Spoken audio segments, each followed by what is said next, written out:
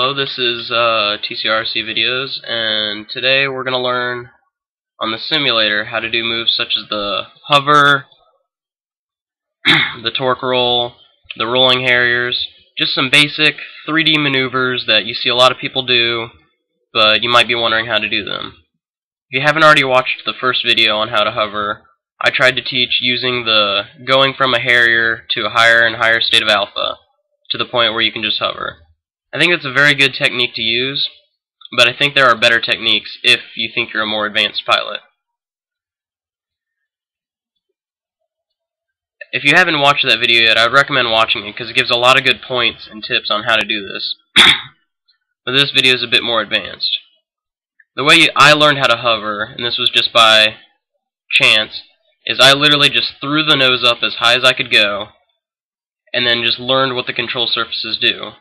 And I think this is a really good technique to use because instead of just gradually going there, you learn quickly what the control surfaces do exactly.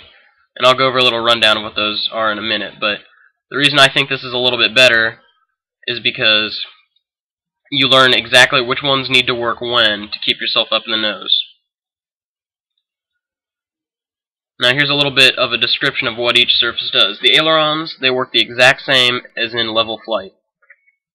Now where it gets different is in the tail surfaces.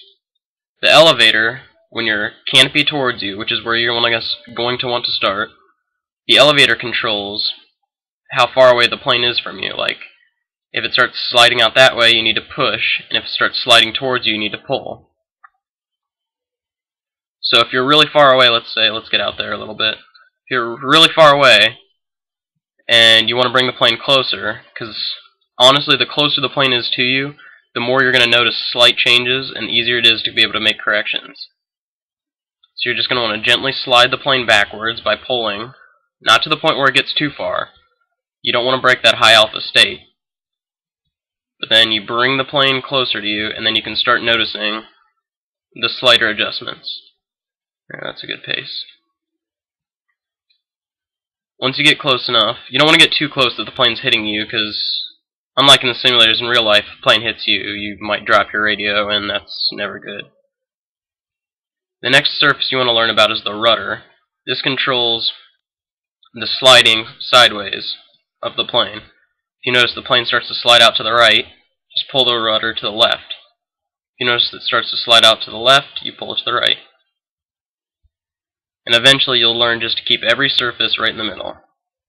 Now if you haven't noticed yet, I'm using a lot of right aileron when I hover. That's because due to the torque of the engine, and like I discussed in my last video, pretty much every plane, especially if it's gas or glow, will have this kind of torque.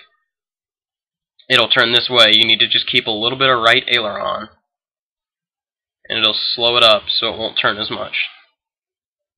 But if you want to get into the next technique we're going to discuss, which is a torque roll, that's where you take the aileron out of the equation and just let the plane torque around on its own. When you're first starting, I would recommend cheating a little. It's not really cheating, it's just quicken it up with a little bit of left aileron.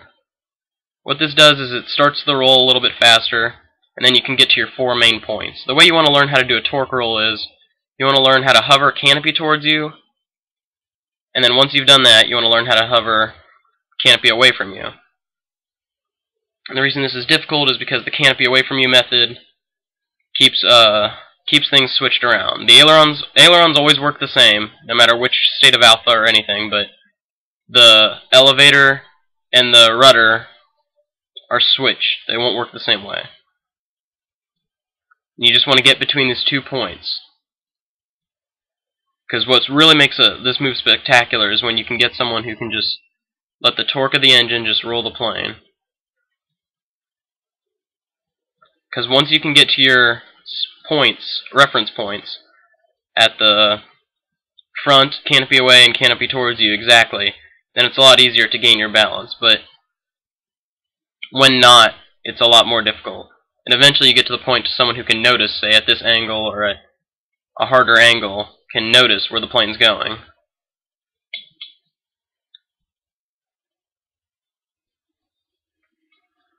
Now the next 3D move we're going to talk about is the rolling harrier. And like my last video, this one you have to get good at harriers. There's no way around it. So the way to just start is get into a straight harrier, get across from the runway a little bit, and then literally just go down the runway in a high alpha harrier. But you don't want to go too high like in a hover. You just want to get a moderately high harrier.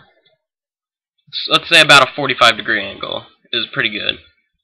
And then once you get to that harrier, sorry, I got a lot of wing rock today.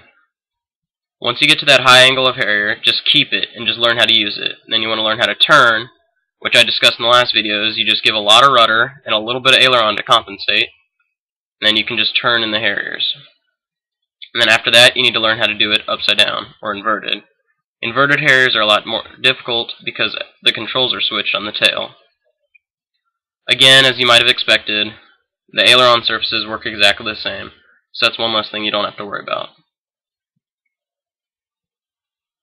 The next thing you need to worry about is, how do I get the roll into here? Well, quick little example. If you're not going very fast, like you won't want to be rolling very fast, you lose a lot of altitude when rolling. Well, how do you get past this? Well, you have to compensate with the other surfaces. The way you do this slowly is you compensate with rudder and elevator. And it works the same way inside the rolling harrier.